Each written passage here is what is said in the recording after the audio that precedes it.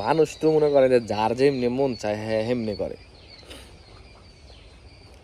কিন্তু কেউ খামারি বা কৃষক হইতে চায় না। খুব কম মানুষই আছে যারা খামারি বা কৃষক হইতে চায়, কারণ এই সমস্ত কাজে নিজের শ্রম দিতে হয় প্রচুর পরিমাণে। আর শ্রমের কথা যদি বলা হয় প্রবাসী ভাইদের সামনে, তাহলে সেখানে সেটা মূল্যহীন হয়ে যাবে, কারণ তারা শ্রম ছাড়া মানে দ্বিতীয় কোনো পদ্ধতি অবলম্বন করে না কাজ করার জন্য, কারণ তারা খুব ভালোভাবে শ্রম দিতে জানে। যেহেতু 2 বছর দিয়ে আইছি,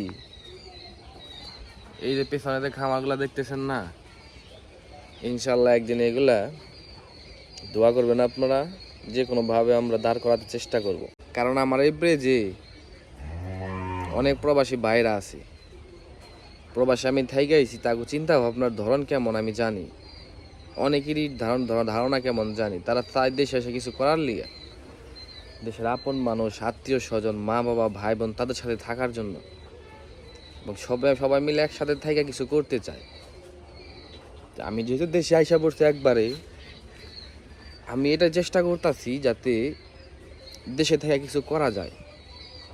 অনেকে কমেন্ট করে বলে যে ভাই আপনি তো, বহুত মানুষ দেখছি 2 বছর 3 বছর থেকে তারা আবার বিদেশে চলে আসে পড়ে, দেশে থাকতে পারে না, দেশে ভালো লাগে না।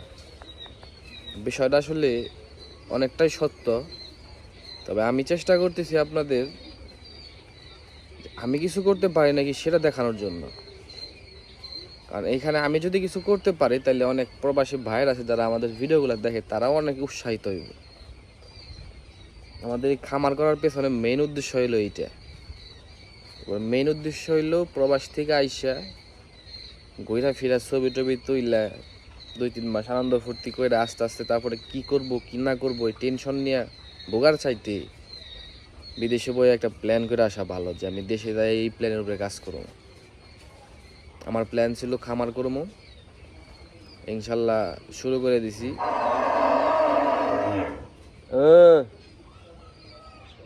এখন সফল হইব কি সফল হইব না এটা ডিপেন্ড করে একমাত্র আল্লাহ তাআলার উপর, কারণ সেই খুব ভালো জানে।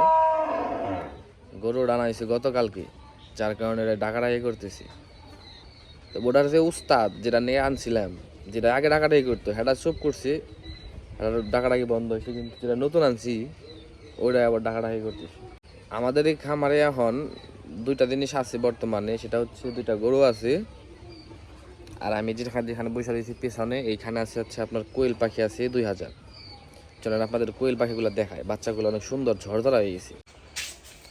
এগুলার বয়স হলো 9 দিন। এটা হলো আমার খামারের একটা প্রজেক্টের সাইড আর কি, চেষ্টা করতেছি আমরা আর কি প্রজেক্ট বানানোর জন্য।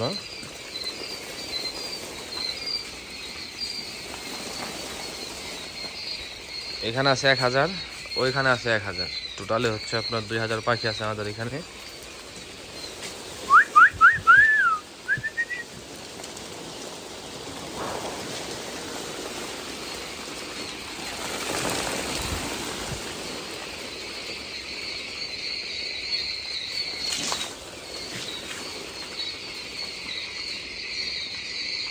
এটা হচ্ছে বাচ্চার বয়স 9 দিন। আমাদের কাছে অ্যাভেলেবেল বাচ্চা আছে কোয়েল পাখি, আপনার যত দিনের প্রয়োজন। এক সপ্তাহটা নিতে চাইলে 1 সপ্তাহর বাচ্চাও আছে, 2 সপ্তাহর আছে, 20 দিন, 25 দিন, 35 দিন, 40 দিন। আবার একদিনের যেটা বাচ্চা ডিম ফুটা বেড়াইব সেইটাও আছে। আপনার যদি লাগে আমাদের সাথে যোগাযোগ করতে পারেন, আমরা দিতে পারবো, কোনো সমস্যা নাই।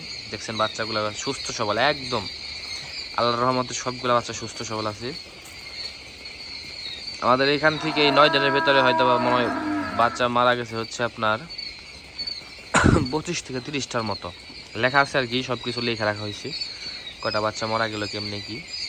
তবে আলহামদুলিল্লাহ বাচ্চাগুলো সুস্থ আছে। কিছুদিন গেলে হয়তো বা আমাদের এই বাচ্চাগুলো দিয়ে এখান থেকে আমরা এগুলো বড় কইরা এখান থেকে আমরা ডিমেরও প্রোডাকশন করতে পারবো। আবার হচ্ছে আপনার বাচ্চা আমরা ইনকিউবেটারে দিয়ে, ডিম ইনকিউবেটারে দিয়ে বাচ্চা ফোটাতে পারবো। তখন যাদের প্রয়োজন হবে তারা চাইলে আমাদের কাছ থেকে নিতে পারবেন, কারণ আমাদের কাছে তখন অ্যাভেলেবেল থাকবে।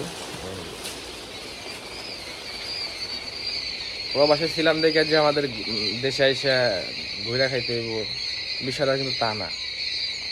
কাজের যে কোনো কাজের যে বড় মনে করে, যে কোনো কাজের যে ছোট না মনে করা হয়, সেই কাজ থেকে সফলতা অর্জন করা একটু সহজ।